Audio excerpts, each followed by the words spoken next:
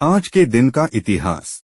11 अप्रैल 1970 को अपोलो 13 को चंद्रमा की ओर प्रक्षेपित किया गया था। यह मिशन अमेरिका के लिए एक और चंद्र विजय की उम्मीद लेकर आया था, लेकिन अंतरिक्ष में पहुंचते ही एक विस्फोट ने सब कुछ बदल दिया। ह्यूस्टन, हमें एक समस्या है। इस एक वाक्य ने दुनिया को दहला दिया। चंद्रमा पर उतरने का सपना टूट गया और अब मिशन सिर्फ एक था, अंतरिक्ष यात्रियों को जीवित वापस लाना। जीवन और मृत्यु के बीच झूलते तीनों अंतरिक्ष यात्रियों ने साहस, संयम और टीमवर्क का अद्भुत उदाहरण पेश किया। जमीन पर बैठे वैज्ञानिकों ने दिन रात एक कर दिया। 17 अप्रैल को जब अपोलो 13 सुरक्षित पृथ्वी पर लौटा, पूरी दुनिया ने राहत की सांस ली। यह मिशन असफल होते हुए भी मानव जज्बे की एक ऐतिहासिक जीत बन गया।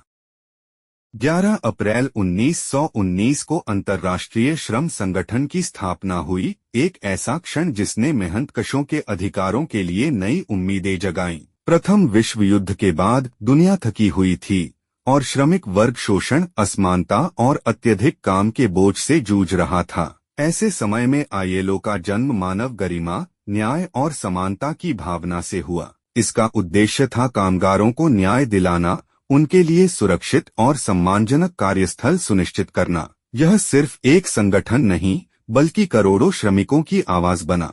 आईएलओ की स्थापना ने दिखा दिया कि श्रम केवल उत्पादन का हिस्सा नहीं, बल्कि आत्मसम्मान और अधिकार का प्रतीक है।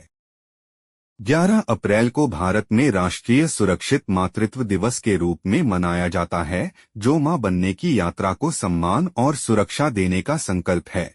यह दिन भारत की महान समाज सुधारक कस्तूरबा गांधी की जयंती पर चुना गया, जिन्होंने महिलाओं के अधिकारों के लिए संघर्ष किया।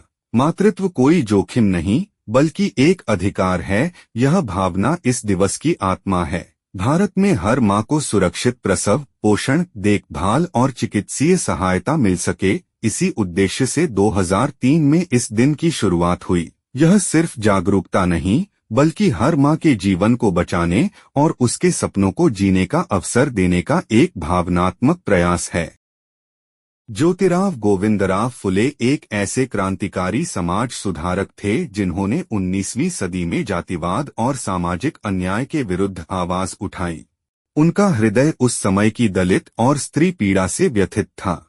उन्होंने नारी शिक्षा की अलख जगाई और अपनी पत्नी सावित्रीबाई फुले के साथ मिलकर भारत का पहला कन्या विद्यालय खोला। ब्राह्मणवादी व्यवस्था के खिलाफ डटकर खड़े हुए फुले ने सत्यशोधक समाज की स्थापना की, जो समानता और न्याय की राह थी। उन्होंने शब्दों से नहीं, कर्मों से समाज को झकझोरा। फुले का जीवन हमें यह सिखाता है कि एक व्यक्ति भी बदलाव की मशाल जला सकता है, अगर उसके भीतर समाज के लिए सच्ची पीड़ा और प्रेम हो। दोस्तों, अगर आपको हमारा कंटेंट पसंद आया हो तो लाइक करना न भूलें।